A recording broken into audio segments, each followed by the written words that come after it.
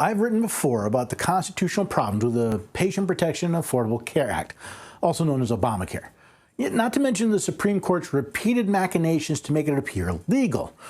A recent case that the court declined to hear shows just how corrupt and untrustworthy these black-robed oligarchs are. So we'll discuss that next on the Constitution Study. You have to know wherever you make your stand. Came from a long through line of everyday Americans.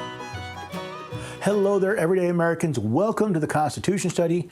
This is where we read and study the Constitution. We teach the rising generation to be free. My name is Paul Engel, and I am glad you could join me here today. As always, please feel free to head to the website, constitutionstudy.com. You'll find this video, you'll find the audio version of it, the article, all sorts of information right over there. And we'll discuss more about what you can find there at the end of the video. But before that, let's talk about this ObamaCare case. Let's start with jurisdiction. Texas, joined by over a dozen other states and 2 individuals, brought suit against federal officials, claiming that Obamacare is no longer constitutional since its individual mandate had been reduced to $0. California, with 15 other states and the District of Columbia, intervened to defend the mandate. Now, I'll get to the constitutionality of Obamacare shortly, but one thing I want you to note is that the court's decision in this case came out of the 5th Circuit Court of Appeals. Now, Article 3, Section 2 of the Constitution states, quote, "In all cases affecting ambassadors, other public ministers and councils, and those in which a state shall be party, the Supreme Court shall have original jurisdiction. In all other cases before mentioned, the Supreme Court shall have appellate jurisdiction, both as to law and facts, with such exceptions and under such regulations as the Congress shall mandate." Since several states are parties to this case, the Supreme Court should have original jurisdiction, not a lower court. We are, however, so ignorant of the Constitution, and I wonder how many Americans even noticed. Now, the suit revolves around the requirement of Obamacare that individuals either maintain a government-defined minimum health insurance coverage or pay a fine. Writing the bill, Congress was very careful to refer to this penalty as a fine, not a tax. When this bill was signed into law, though, it was quickly challenged in court. In what I can only consider a twisting of the law and facts of the case for what I assume was to obtain a desired outcome, Chief Justice Roberts, who wrote the opinion, did not find the individual mandate unconstitutional. Quote, Chief Justice Roberts concluded in Part 3A that the individual mandate is not a valid exercise of Congress's power under the Commerce Clause and the Necessary and Proper Clause, nor can the individual mandate be sustained under the Necessary and Proper Clause as an integral part of the Affordable Care Act's other reforms. Chief Justice Roberts concluded in Part 3B that the individual mandate must be construed as imposing a tax on those who do not have health insurance, if such a construction is reasonable. The court found that Congress did not have the power to impose the fine either under the Commerce Clause or the Necessary and Proper Clause. Now, contrary to both the language of the law and the words of the members of Congress, the court decided to rewrite the statute to declare that a fine is a tax. Why is this important? Quote, "The Anti-Injunction Act provides that no suit for the purpose of restraining the assessment of or collection of any tax shall be maintained in any court by any person, so that those subject to a tax must first pay it and then sue for a refund. The present challenge seeks to restrain the collection of the shared responsibility payment from those who do not comply with the individual mandate." Congress had passed a law stating that before a court can hear a case about the collection of taxes, someone must pay the tax first. The court used this law as an excuse to not hear the case about the individual mandate as a tax since no one had yet paid it. This Anti-Injunction Act is a violation of your right to petition the government for redress of grievance protected by the First Amendment. Furthermore, as a direct tax on the American people on something other than income, the Obamacare tax is also unconstitutional. Quote, "Representatives and direct taxes shall be apportioned among the several states which may be included within this union." The only exception to the apportionment of direct taxes is in the 16th Amendment. Quote, Congress shall have the power to lay and collect taxes on income from whatever source derived without apportionment among the several states and without regard to any census or enumeration. Since taxing someone for not doing something is not a legitimate reason for Congress to collect taxes, at least according to Article 1, Section 8, Clause 1, which says, quote, "The Congress shall have the power to lay and collect taxes, duties, imposts, and excises, to pay the debts and provide for the common defense and general welfare of the United States. But all duties, imposts, and excises shall be uniform throughout the United States." Allowing the individual mandate to stand as a tax is a triple violation of the Constitution. So the individual mandate, not to mention Obamacare as a whole, is a giant unconstitutional mess dropped on the American people. And since the court has been either too cowardly or too corrupt to point that out, we're still dealing with its stink today. Then along comes California v. Texas. The court found the original plaintiffs, Texas et al., did not have standing to challenge the individual mandate, meaning they were not in a position to sue. Why? Well, it all comes down to the court's interpretation of injury. Quote, "To have standing, a plaintiff must allege personal injury fairly traceable to the defendant's alleged unlawful conduct and likely to be redressed by the requested relief," from a case called Daimler Chrysler Corp. Versus Kuna. According to the court, neither the states nor the individuals who sued have yet to incur any actual injury. Quote, "The two individual plaintiffs claim a particularized individual harm in the form of past and future payments necessary to carry the minimum essential coverage that 5000 AA requires.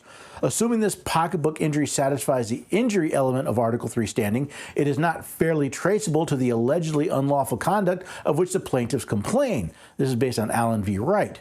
"Without a penalty for noncompliance, 5000 AA is unenforceable." According to the court, since the penalty for the mandate is zero, the individuals in the suit have not come to any actual injury traceable to any alleged unlawful conduct.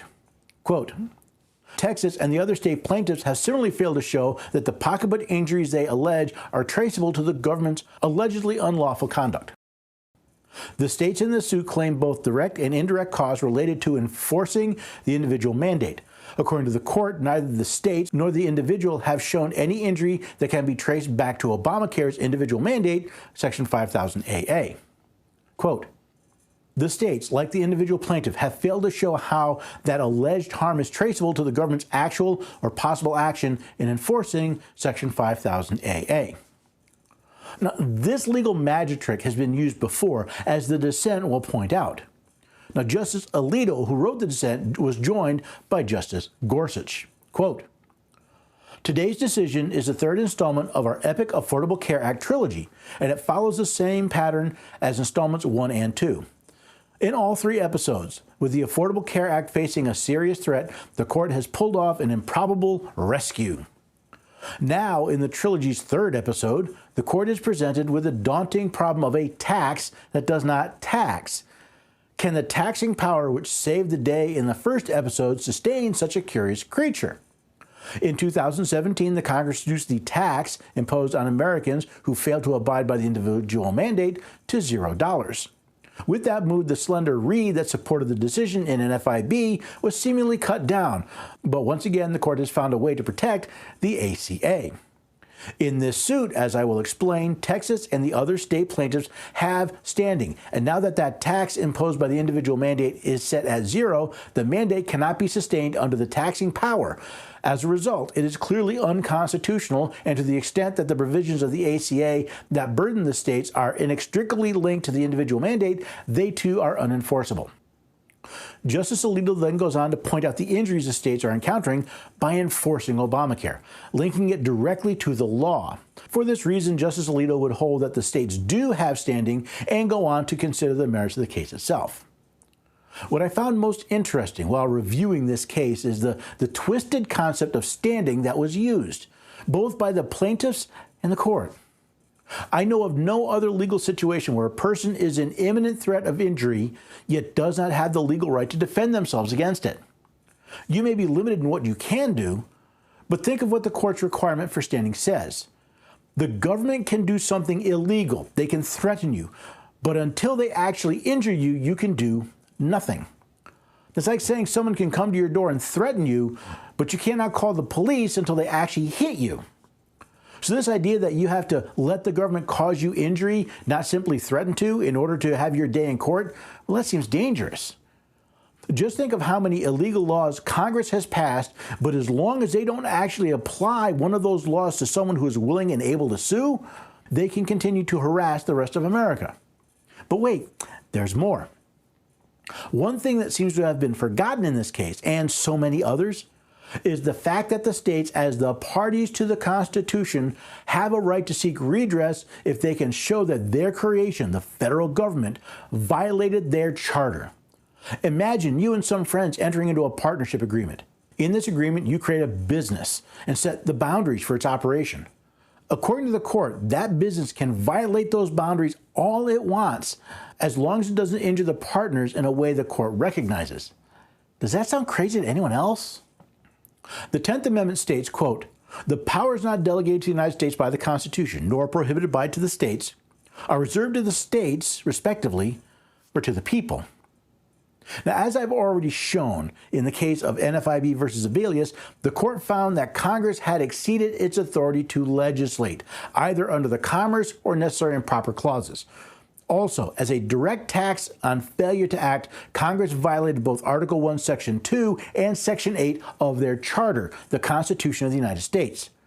Together, that means that Congress has exercised powers not delegated to the United States by the Constitution. And since these powers had not been prohibited to the states by the same Constitution, Congress has violated the rights of the states by stealing their power. Yet the court does not recognize this injury when it comes to standing. By depriving the states of the power to control their creation, the Supreme Court has further injured the states. Now, the Declaration of Independence states, quote, that to secure these rights, governments are instituted among men, deriving their powers from the consent of the governed. By allowing the United States to violate its charter, the Constitution of the United States, the court has deprived the American people of the consent to the powers of government. That means the powers exercised by the federal government are not just. Why do I tell people not to put their trust in courts? This is an excellent example. Here we have multiple clear violations of the Constitution, yet not only does the court not recognize these violations, it piles on further insult to the injury. The American people have forgotten that they created the United States through their states, which includes the Supreme Court. We have been taught to be servants of government, but as Lincoln said, quote, "The people of the United States are the rightful masters of both Congress and the courts, not to overthrow the Constitution, but to overthrow the men who pervert the Constitution." Federal judges are not elected in the hope that they would be less political. However, they do not serve lifetime appointments. Article 3 reads, "The judges of the Supreme and inferior court shall hold their offices during good behavior." So what can we do about these repeated failures of the Supreme Court? First, as their rightful masters, it is up to us to keep them in line. That's why the sole power of impeachment has been given to the people's representative in the House. If the judges are going to repeatedly violate their oath to support the Constitution, then their bad behavior should be punished. Second, since Obamacare is a blatant violation of the Constitution, states should ignore it as the void legislation it is. From the Marbury versus Madison opinion, quote, "Thus the particular phraseology of the Constitution of the United States confirms and strengthens the principle, supposed to be essential to all written constitutions, that a law repugnant to the Constitution is void, and that courts as well as other departments are bound by that instrument." See, only when we the people regain control of our states and our creation in Washington, D.C., do we have a chance of being free. I don't know what is worse about Obamacare. The fact that the federal government believed they had the authority to lord over their citizens of this country, to demand the compliance with certain preferred actions or punish them, or the fact that the courts absolutely refused to deal with it. They have so corrupted the interpretation of the Constitution, I don't know if they'd recognize it if they actually read it. As Justice Alito noted, this is the third installment of the court's abuse of the people in not dealing with the unconstitutional law of the Affordable Care Act, Obamacare. The question is, what do we do? All right, we call it the Supreme Court, but it's only the Supreme Federal Court. We created the Constitution, which created the Supreme Court. It also created Congress. Yet we seem to be waiting for someone in Washington to magically fix all our problems. Washington is a mess. Washington is a dysfunctional organization. It is a disaster. And the best thing we can do is actually not try to fix Washington, but fix your county.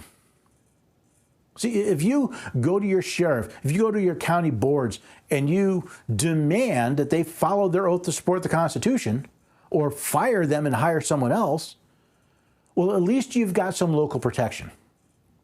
If we do that, we can then move on to our states. See, once we hire people to represent us in our state legislature that actually abide by their oath to support the Constitution of the United States and of their state, well, then we've got an island of freedom in a land of tyranny. See, only when the states regain control of Washington, D.C., will it be put back into its box. Washington's not going to voluntarily give up power. It must be taken from them by their creator, the only entities legally authorized to do so. What about us? See, the states aren't going to do that until we force the states to do that. They are our creation as much as anything else. So until we regain control of our states, nothing's going to get better in D.C., and the Supreme Court will continue to rule like oligarchs because no one's bothering to change their mind. Now, what can you do about it? The best thing you can do is to educate yourself. Forget trusting the government. Public schools are government schools. There's no incentive for them to educate you about what the Constitution actually says. Now, the good news is there are people like me and others that are more than willing to help.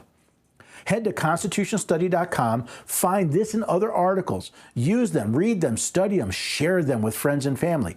Take the video, take the audio. That's all there free for you to use and free for you to share. And I ask you to share it as much as you can. Help us to understand the way the government is designed to work and what we can do to fix its problems. Another place you can go is constitutionscholars.com. I set that site up specifically so there'd be a place for people interested in the Constitution to meet and discuss the Constitution without fear of censorship or algorithmic manipulation. My only requirement is that we not be rude and vulgar on that site and that we allow everyone to speak. You don't have to agree with them, but you have to let them speak. That's called freedom of speech, and we kind of believe that here. Both of these sites are designed to help you educate yourself and others. And if you can support them, I would appreciate it greatly. Now, I'm about to head off on my first leg of my Knowing Your Rights tour. I'm heading up to the Northern Plains. I'm hitting North Dakota and Wyoming. And if I'm going to be near you, please stop in and say hello. You can find out more at constitutionstudy.com/tour. If I'm not coming near you yet, well, go to the bottom of the page and fill out the form and ask. If I can make it happen, if we can make arrangements, I'd love to come visit you and talk to you and your neighbors. By the way, I don't charge you for this. Most locations have been nice and put me up in a hotel, but other than that, I'm paying for this based on donations and selling some of my books. So it's not like you've got to come up with cash to get me to come visit. And if you want more of this type of stuff, well, you can listen to me 5 days a week on the America Out Loud Talk Radio Network. The Constitution Study is on at 4 p.m. Eastern Time every weekday. And I'm looking at news and events and other topics, and I'm discussing them for an hour a day. And you don't even have to look at my face. You can just listen on the radio. All of this material is meant to help you educate yourself. And please, as I said, share it with friends, share it with family. That's how we make a change.